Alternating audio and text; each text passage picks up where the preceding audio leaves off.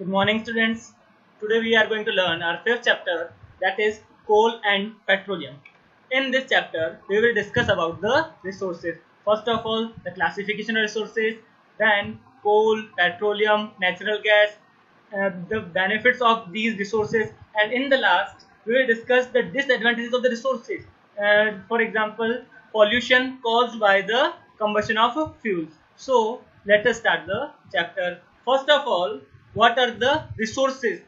Resources is the source or supply from which we can benefit in some way. Resources क्या होते हैं? Resources हमारे life में ऐसे प्रोडक्ट्स हैं जिनका यूज हम करते हैं हमारी लाइफ को स्मूथ और कंफर्टेबल बनाने के लिए. For example land, air, minerals, forest और ऐसे जितने भी प्रोडक्ट हैं जिनका हम यूज करते हैं हमारी लाइफ को स्मूथ बनाने के लिए, उनको हम बोलते हैं resources. Resources are two types. The first natural resources and the second one is man-made या फिर artificial resources. Natural resources क्या होते हैं? A natural resources is something we can obtain from nature such as wind, soil, water and air. जितने भी resources हमको direct हमको nature से मिलते हैं उनको हम नहीं बना सकते. इस तरह के जो रिसोर्सेज उनको हम बोलते हैं natural resources. Then what are the man-made resources? A man-made resources is something made by the humans for their consumption. They are not available for the naturally. ऐसे resources जो हमको naturally नहीं मिलते हैं उनको हम खुद बनाते हैं. ऐसे resources को हम बोलते हैं artificial या फिर man-made resources. Okay, there are two types of natural resources. जो natural resources हैं उनको भी हम सब divide कर सकते हैं दो parts में. The first is inexhaustible natural resources. Second is exhaustible natural resources. क्या होता है इनएग्जॉस्टिबल का मतलब the resources that occur naturally and are unlimited in nature are called inexhaustible natural resources. ऐसे रिसोर्सेज जो क्या होते हैं हमारे लिए फर्स्ट ऑफ ऑल नेचर से मिले हैं, सेकेंड वो हमारे लिए नेचर में अनलिमिटेड है, वो अपने आप हमारे उनका कंजम्पशन जो है कभी खत्म नहीं होता है. तो ऐसे रिसोर्सेज को हम बोलते हैं इनएग्जॉस्टिबल. इनएग्जॉस्टिबल मतलब खत्म नहीं होने वाले. They do not get exhaust by human activities such as air, sunlight. ये ऐसे रिसोर्सेज हैं जो इनएग्जॉस्टिबल हैं. On the other way exhaustible natural resources, the resources that occur naturally but are limited in nature are called exhaustible resources. ऐसे resources जो हमको nature से मिले हैं लेकिन क्या है लिमिटेड हैं, जो हमारी ह्यूमन एक्टिविटीज से धीरे धीरे एग्जॉस्ट हो जाते हैं. ऐसे रिसोर्सेज को हम बोलते हैं exhaustible natural resources. These resources get exhausted by the human activities. For example, forest, wildlife, minerals, coal, petroleum, natural gas. ये जितने भी एग्जाम्पल हैं ये रिसोर्सेज धीरे धीरे ह्यूमन एक्टिविटीज के कारण खत्म होते रहते हैं, एग्जॉस्टेड होते रहते हैं. Okay, the next we will start some resources. हम पढ़ेंगे अब कोल के बारे में. Coal is the hard black brown nature in color and it is fossil fuel. जो fossil fuel क्या होते हैं? Fossil fuels ऐसे होते हैं जो हमें अर्थ से मिलते हैं, जो अर्थ के अंदर बहुत हजारों फीट गहराई के अंदर दबे हुए होते हैं. ऐसे जो फ्यूल्स होते हैं उनको हम बोलते हैं fossil fuels. It contains mainly carbon because it is formed from plants which be composed of the carbon compounds. वास्तव में जो कोल्स होते हैं, कोल बने किससे होते हैं? प्लांट से बने होते हैं. Now we will discuss the formation of coal. ये जो कोल है, कोल बनता कैसे है या फिर हमारे पास जो कोल की माइंस है ये कैसे तैयार हुई? Formation of coal. जो कोल है ये कार्बनाइजेशन की प्रोसेस से बनता है. अब ये कार्बनाइजेशन प्रोसेस क्या होता है इसको हम अच्छे से समझते हैं. मैंने जो बहुत सालों पहले जब क्या था हमारे पास, जब हम कह रहे हैं कि कोल जो है मिलता कहाँ है? अर्थ के अंदर हजारों फीट नीचे बहुत गहराई के अंदर जो कोल की माइंस होती है. लेकिन कोल्स वहां पर कैसे बना, इतनी गहराई के अंदर कैसे बना? जब ये जो बहुत सालों पहले, हजारों साल पहले जो ट्रीज और प्लांट्स थे वो क्या हुए, किसी न किसी नेचुरल जो फेनोमेना है उसके कारण क्या हुए, वो अर्थ के अंदर चले गए. फॉर एग्जाम्पल हो सकता है अर्थक्वेक आया हो, फ्लड आया हो. इन जो हमारे पास जो डिजास्टर होते हैं, नेचुरल डिजास्टर हैं, उनके कारण जो हमारे प्लांट्स हैं, जो प्लांट्स क्या हुए अर्थ के अंदर चले गए. और अर्थ के अंदर जाने के बाद क्या हुआ कि जो अर्थ के अंदर जो है वाटर के नीचे दब गए. और हो सकता है फ्लड आया हो, फ्लड के अंदर प्लांट चले गए और उस वाटर के अंदर जो हमारे जो डेड प्लांट्स हैं वो डेड प्लांट्स दबते गए और जो वाटर के नीचे डर्ट है, सॉइल है, सॉइल के भी नीचे दबते गए और हम जानते हैं जितना हम अर्थ के अंदर जाएंगे वहां पे क्या होगा, टेम्परेचर बहुत ज्यादा हो जाएगा, प्रेशर बहुत ज्यादा हो जाएगा। So due to high temperature and heat क्या हुए, ये जो हमारे पास जो वुड था, वुड किस में कन्वर्ट हो गया, वुड कन्वर्ट हो गया कोल के अंदर। So the process of conversion of wood into the coal in the absence of air is called carbonization. जो हमारे पास जो वुड है, वुड का एयर की एब्सेंस के अंदर कोल के अंदर कन्वर्ट होना, उसी प्रोसेस को हम बोलते हैं कार्बनाइजेशन। ठीक है, और कार्बनाइजेशन प्रोसेस में क्या होता है, एब्सेंस ऑफ ऑक्सीजन, क्योंकि ये जो हमारे डेड प्लांट्स हैं, डेड प्लांट्स जो किसमें कन्वर्ट हो, कोल के अंदर, इन डेड प्लांट्स को ऑक्सीजन नहीं मिलती क्योंकि ये अर्थ के अंदर बहुत नीचे दबे हुए हैं, तो उनके पास ऑक्सीजन नहीं होता है, इसका उनका जो डिकम्पोजिशन है वो भी पूरा नहीं हो पाता है। So in the process of carbonisation excess oxygen is very less, और जो वुड है, वुड कन्वर्ट हो जाता है कोल के अंदर। Now what are the classification of coal, ये जो कोल्स हैं, जो कोल कितने टाइप्स के होते हैं या फिर कोल की वेराइटीज कौन कौन सी होती है। जो कोल है हमें 4 वेराइटी में मिलता है। ये जो वेराइटीज है डिपेंड करती है कार्बन कंटेंट के ऊपर कि किस कोल के अंदर कितना कार्बन का परसेंटेज है। फर्स्ट जो हमारा वेराइटी है दैट इज पीट। जो पीट कोल होता है, इसका जो कलर होता है ये होता है लाइट ब्राउन, और ये सबसे हल्की क्वालिटी का कोल होता है। इसके अंदर जो कार्बन है, कार्बन का परसेंटेज 55 to 65% होता है। The second variety is lignite. Lignite क्या होता है, इसका कलर होता है ब्राउन और इसके अंदर 65 to 75% कार्बन मिलता है। द थर्ड बिटुमिनस, ये जो होता है ब्लैक कलर का होता है, इसमें 75 to 90% तक कार्बन होता है। But the best quality of the coal is anthracite. Anthracite हमारे पास सबसे बेस्ट वेराइटी का कोल होता है। इसका कलर क्या होता है, इसका कलर होता है ब्राइट ब्लैक, और इसके अंदर सबसे ज्यादा कार्बन का परसेंटेज दैट इज 92 to 98% तक इसके अंदर क्या होता है, कार्बन मिलता है। These are the classification of coal. The next is uses of coal. ये जो हमारे पास कोल है, कोल का हम यूज कहाँ करते हैं, it is use as the household fuel and industries. हम घर पे भी हमारे फ्यूल की फॉर्म ले सकते हैं। कोयले को हम जलाते हैं सर्दी के अंदर तो उससे हमको हीट मिलता है। जो थर्मल पावर प्लांट्स हैं उसके अंदर भी कोल का यूज होता है।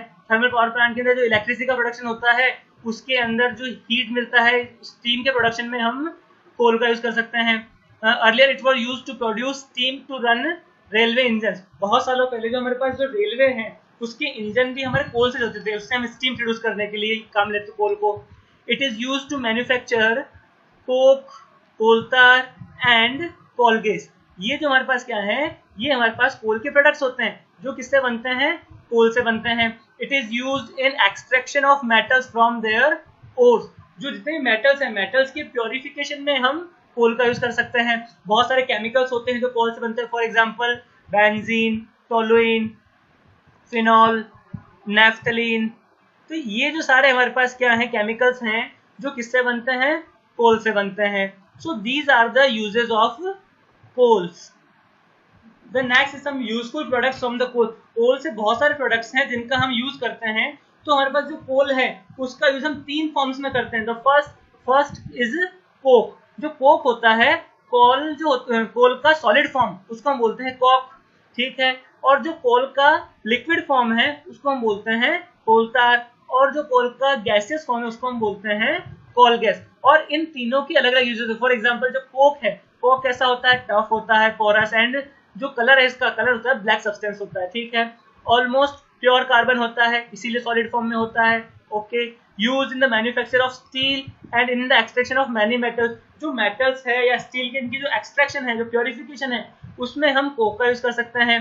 The processing of coal to get coke also yields coal gas. ये जो प्रोसेस होता है कोल को कोक में कन्वर्ट करना, इसी प्रोसेस के अंदर हमें जो गैसेस होती है वो होती है कोल गैस। तो कोल गैस भी इसी प्रोसेस में हमको मिल जाता है। Second is coal tar. This is the liquid form of coal, black thick liquid with unpleasant smell. ये जो कोलतार होता है कलर में ब्लैक है, थिक लिक्विड होता है और इसकी स्मेल बहुत अजीब सी होती है, बहुत गंदी होती है। मिक्सचर ऑफ अबाउट 200 सब्सटेंसेस, बहुत सारे जो सब्सटेंस उनका मिक्सचर होता है और इनका यूज कई जगह होता है। Earlier coal tar was used to for the metalling for the roads. जो रोड्स है, रोड के प्रोडक्शन, रोड का जो हम बनाते हैं उसमें भी हम क्या करते थे, कोलतार का यूज कर सकते हैं। And in the last coal gas. Coal gas is the by product of processing of coal to get coke. Coal से कोक बनाने में जो प्रोडक्ट प्रोसेस होता है उसी के अंदर हमें एक्स्ट्रा प्रोडक्ट मिलता है, उसको हम बोलते हैं coal gas. Use in any many industrial fuel, जो इंडस्ट्रियल फ्यूल है उसमें हम कोल गैस का यूज करते हैं। तो इस तरह से हमने 3 तरह के प्रोडक्ट पढ़े जो हमें कोल से मिलते हैं, coke, coal tar and coal gas. The next resources is petroleum. Petroleum is also found deep inside the earth between the layers of porous and non-porous rocks. तो ये जो हमारा पेट्रोलियम है, पेट्रोलियम भी कोक की तरह अर्थ के अंदर मिलता है, बहुत डीप में मिलता है। और ये पेट्रोलियम है, पेट्रोलियम 2 वर्ड से मिलकर बना है, पेट्रा प्लस ओलियम। पेट्रा का मतलब होता है रॉक या फिर अर्थ, और ओलियम का मतलब होता है ऑयल, और दोनों से मिलकर जो वर्ड बना दैट इज पेट्रोलियम। ठीक है, तो oil obtain from different rocks in the earth is called petroleum. इसका मतलब ये है कि ऐसे ऑयल्स जो कहाँ से मिलते हैं, डिफरेंट रॉक्स जो कहाँ है, अर्थ के अंदर है, तो वो जो प्रोडक्ट्स है उनको हम बोलते हैं petroleum. Okay, petroleum is dark, viscous and oily liquid. जो है पेट्रोलियम है वो डार्क कलर होता है, साथ में ये विस्कस होता है, इसका मतलब इसकी थिकनेस ज्यादा होती है, बहुत गाढ़ा होता है। ऑयल होता है विथ एन अनप्लीजेंट ऑर्डर, इसकी स्मेल भी बहुत गंदी होती है, अजीब सी होती है। It consist of mixture of hydrocarbons and can not be use for any purpose, so this is known as crude oil. जो क्रूड ऑयल है इसका हम और किसी काम में यूज में नहीं ले सकते, इनको हम क्या करना होगा, पहले इनको हमें रिफाइन करना होगा, इसीलिए इसे हम बोलते हैं क्रूड ऑयल, जिसका हम यूज नहीं कर सकते। And petroleum is also known as black gold. Petroleum को हम क्या करते हैं, ब्लैक गोल्ड ही बोलते हैं। ऐसा क्यों? Petroleum is a versatile source of energy and important for the economy of the country. ये हमारी कंट्री की जो इकोनॉमी है उसमें बहुत इंपॉर्टेंट रोल प्ले करता है, इसीलिए इसको हम बोलते हैं black gold. The next is the formation of petroleum.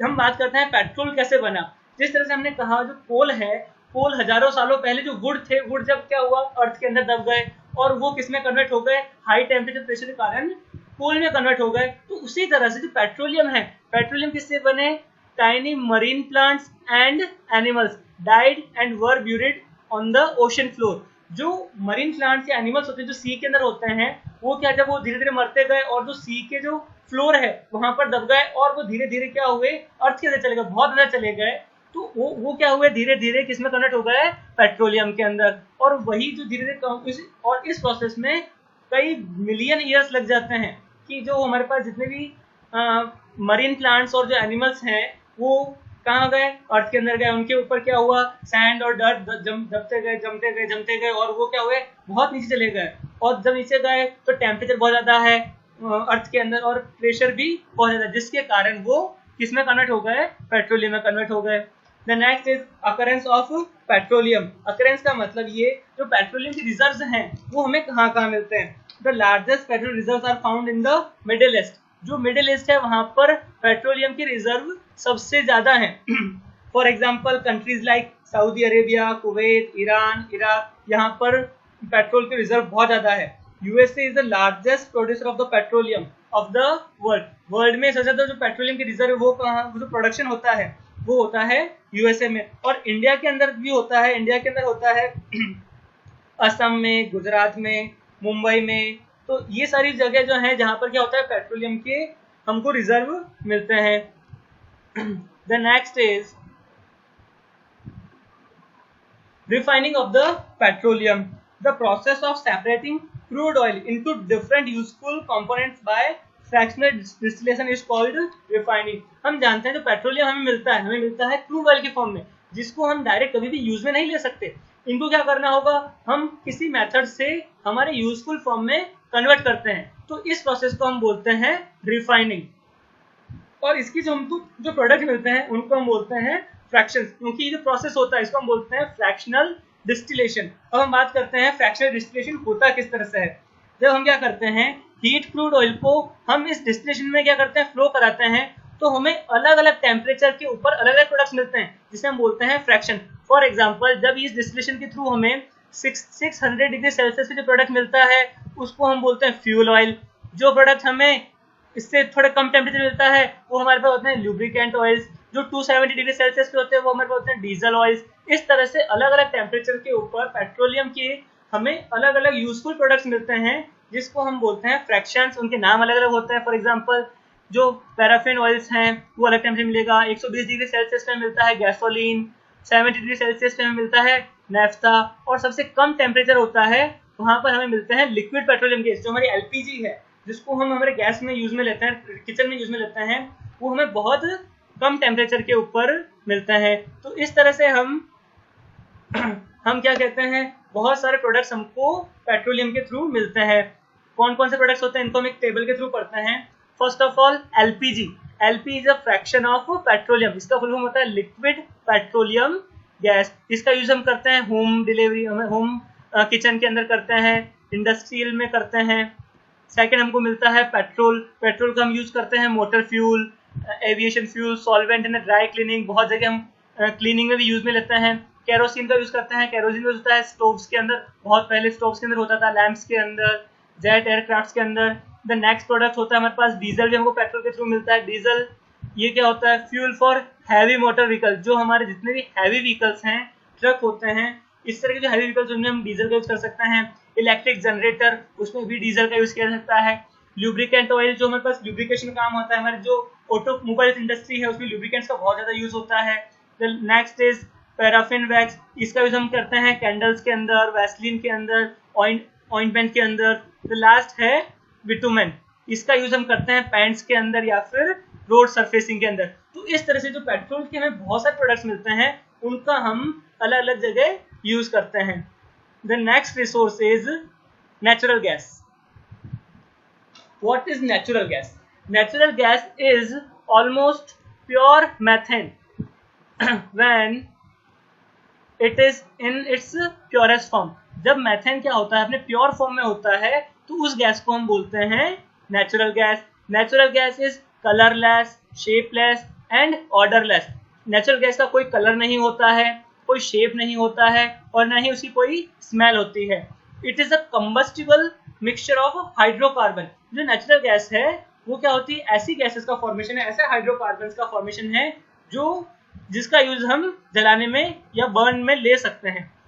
जो नेचुरल गैस है इसका क्या होता है, ये वास्तव में हमको किससे मिलता है, हाइड्रोकार्बन से मिलता है। मेनली ये बने होते हैं मेथेन और दूसरे हाइड्रोकार्बन से। इनका सोर्स क्या होता है, natural gas is found in deep underground natural rock. जब हम क्या करते हैं, पेट्रोलियम को हम क्या करते हैं, ऑयल वेल से बाहर निकालते हैं, तो उसी के बाय प्रोडक्ट की फॉर्म में हमको क्या मिलता है, नेचुरल गैस मिलता है। इसका मतलब natural gas is the by product of petroleum. ठीक है, इसका जो बेनिफिट्स हैं, नेचुरल गैस के बहुत सारे बेनिफिट है। For example, natural gas is the cleanest of all fuel fossil fuel. जितने फॉसिल फ्यूल्स हैं, क्योंकि हमको ये भी क्या मिलता है, अर्थ के अंदर से मिलता है, तो सारे फॉसिल फ्यूल्स के अंदर जो नेचुरल गैस है ये सबसे ज्यादा क्लीन होता है। Can reduce the emission of pollution. जो पॉल्यूशन है इससे बहुत कम होता है। Carbon dioxide, the main products of natural gas combustion are carbon dioxide and water vapour. जब हम क्या करते हैं, नेचुरल गैस को बर्न करते हैं, कंबशन करते हैं, तो उसमें जो मेन प्रोडक्ट्स होते हैं वो होते हैं कार्बन डाइऑक्साइड और वाटर वेपर। और कार्बन डाइऑक्साइड बहुत कम लेस पॉल्यूशन क्रिएट करता है। The next is CNG. CNG क्या हुआ, सीएनजी का फुल फॉर्म होता है compressed natural gas. Natural gas stored under high pressure is known as CNG. जब हम क्या करते हैं, नेचुरल गैस को बहुत हाई प्रेशर पे स्टोर करते हैं तो वो कन्वर्ट हो जाता है सीएनजी, उसको हम कंप्रेस कर रहे हैं। That's why it is called compressed natural gas. It is used as the domestic and industrial fuel for transport vehicle and for power generation. इसका यूज हम क्या करते हैं, पावर जनरेशन में करते हैं, ट्रांसपोर्ट में करते हैं, क्योंकि इसका पॉल्यूशन बहुत कम क्रिएट करता है, इसलिए इसका यूज करना सही रहता है। It is the most preferred fuel since it is less polluting and cleaner fuel। बहुत कम पॉल्यूशन करता है, इसीलिए इसको हम क्या करते हैं, इसको हम फ्यूल में बहुत ज्यादा प्रीफर करते हैं। द नेक्स्ट, अभी तक हमने पढ़ा तीन तरह के फ्यूल रिसोर्सेज पढ़े, कोल, पेट्रोलियम एंड नेचुरल गैसेज। हमने इसके एडवांटेजेस पढ़े, लेकिन इन फ्यूल्स के कुछ डिसएडवांटेजेस भी हैं। फॉर एग्जाम्पल, ये बहुत ज्यादा क्या करते हैं, पॉल्यूशन क्रिएट करते हैं। The combustion of most of the fuel produces gases such as carbon dioxide, carbon monoxide, oxides of nitrogens and oxides of sulphur. जब हम क्या करते हैं, इनको बर्न करते हैं, कंबशन करते हैं फ्यूल्स को, तो इनमें से जो गैसेस निकलती है, carbon monoxide, carbon dioxide, nitrogen के ऑक्साइड, ये बहुत क्या करते हैं, पॉल्यूशन को क्रिएट करते हैं। क्या होता है, जब कार्बन डाइऑक्साइड जो होती है, कार्बन डाइऑक्साइड से बहुत सारे इफेक्ट होते हैं। ग्लोबल वार्मिंग हो गया, मेक्स ओशन मोर एसिड, जो हमारे ओशन है वो धीरे धीरे खराब होते जा रहे हैं। कार्बन मोनोऑक्साइड से क्या होता है, कार्बन मोनोऑक्साइड बहुत पॉइजनस होती है, हमारे एनवायरनमेंट को भी बहुत गंदा करती है। Reduces blood ability to carry oxygen, जो हमारे ब्लड में ऑक्सीजन को कैरी करने की एबिलिटी वो धीरे धीरे कम हो जाती है अगर एनवायरनमेंट में कार्बन मोनोऑक्साइड ज्यादा हो जाता है। ठीक है, जो कार्बन है, कार्बन से हमें ब्रीदिंग प्रॉब्लम्स हो जाती है। सल्फर डाइऑक्साइड है, ये जो मेन प्रॉब्लम होता है, एसिड रेन होता है, एसिड रेन से हमारे को बहुत नुकसान होते हैं, हमारी बिल्डिंग खराब हो जाती है, मेटल्स का कोरोजन हो जाता है, मेटल्स खराब हो जाते हैं। नाइट्रोजन ऑक्साइड, इनसे भी क्या होता है, ऑक्सीड एसिड रेन होता है। इसका मतलब ये है कि जो हम फॉसिल फ्यूल्स हैं वो धीरे धीरे हमारे एनवायरनमेंट को पॉल्यूटेड कर देते हैं, इसलिए हमें इनका यूज बहुत सही तरीके से करना चाहिए। साथ ही साथ क्या होता है, ग्रीन हाउस इफेक्ट, ये भी एक बहुत बड़ा कॉज है किसका, पॉल्यूशन का, जो होता है किसके कारण, हमारे फॉसिल फ्यूल्स के कारण, जो फॉसिल फ्यूल से गैसेस निकलती है उसके कारण। होता क्या है green house effect, some sunlight that hits the earth is reflected, some becomes heat. क्या होता है, जब हमें सनलाइट है, सनलाइट हमारे अर्थ की सरफेस पर गिरती है और वापस रिफ्लेक्ट हो जाती है। लेकिन जब क्या होता है, हमारे एनवायरनमेंट के अंदर CO2 और ऐसी बहुत सारी जो गैसेज हैं, अगर वो क्या करती हैं, इस हीट को ट्रैप कर लेती है, उस हीट को पकड़ लेती है, तो क्या होता है, इससे ये जो हीट है, जो सनलाइट है, ये रिफ्लेक्ट होके वापस एनवायरनमेंट में नहीं जा पाती। वो जो हीट है हमारे अर्थ के सराउंडिंग में, हमारे अर्थ के चारों तरफ ही फैल जाती है, जिससे क्या होता है, हमारे अर्थ के चारों तरफ टेम्परेचर बहुत ज्यादा इंक्रीज हो जाता है, जिससे बहुत सारी प्रॉब्लम्स क्रिएट होती है। तो ये जो इफेक्ट है इसको हम बोलते हैं ग्रीन हाउस इफेक्ट। और ग्रीन हाउस इफेक्ट के कारण ही क्या होता है, ग्लोबल वार्मिंग हो जाता है। ग्लोबल वार्मिंग क्या होता है, ग्लोबल वार्मिंग का मतलब है टेम्परेचर का इतना ज्यादा इंक्रीज हो जाना कि उससे हमारे जो मॉनसून है, मॉनसून में चेंजेस हो जाते हैं, बहुत सारे जो क्रॉप्स है, क्रॉप्स के कल्टीवेशन में चेंज हो जाते हैं। हम देखते हैं कि बहुत सारी जो क्रॉप्स हैं वो बिना मौसम के उग जाती है या फिर अलग अलग मौसम में उग जाती है जब उसकी जरूरत नहीं होती है। तो ये होता है ग्लोबल वार्मिंग के कारण। It is also responsible for the melting of polar ice. जो हमारे पोलर पोल्स हैं, अर्थ के 2 पोल्स होते हैं, उन पोल्स पे जो आइस है वो भी क्या हो रही है, धीरे धीरे मेल्ट हो रही है। इससे हमारे जो सी हैं उनके वाटर लेवल धीरे धीरे बहुत बढ़ रहे हैं। ये हमारे हो सकता है आने वाले बहुत टाइम में जब इनका लेवल बहुत ज्यादा हो जाएगा तो हमारे अर्थ पर बहुत बड़ा फ्लड आ सकता है।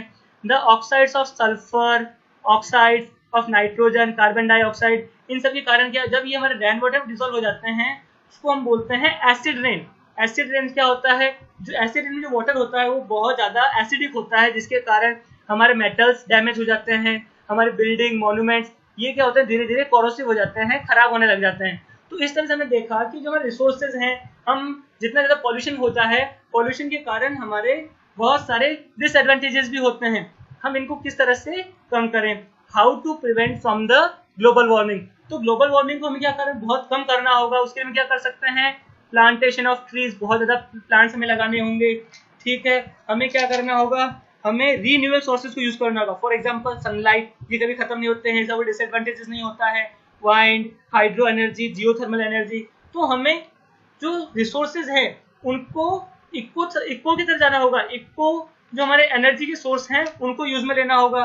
साथ ही हमें क्या होगा, कोल, पेट्रोलियम, नेचुरल गैसेज, इस तरह के रिसोर्सेज हैं जिनसे पॉल्यूशन बहुत ज्यादा होता है, उनका यूज कम से कम करना होगा। ठीक है, फिर साथ में हम क्या कर सकते हैं, buy products that have reuse, ऐसे प्रोडक्ट्स का यूज करें जिनका हम रीयूज कर सकते हैं, जिनका हम रिसाइकल कर सकते हैं। Reduce of the use of car का हमें कम से कम यूज करना चाहिए। क्या होगा, जिससे पॉल्यूशन बहुत कम होगा। तो ये सारे हमारे पास ऐसे रास्ते हैं, ऐसे वेज हैं जिनको हम यूज में लेकर पॉल्यूशन को बहुत कम कर सकते हैं। तो हमने इस चैप्टर के अंदर 3 रिसोर्सेज के बारे में पढ़ा, कोल, पेट्रोलियम एंड नेचुरल गैसेज। हमने उनके एडवांटेजेस को पढ़ा, उनके डिसएडवांटेजेस को पढ़ा। डिसएडवांटेज क्या था, पॉल्यूशन। तो इसी के साथ हमारा ये chapter 5 coal and petroleum complete हुआ।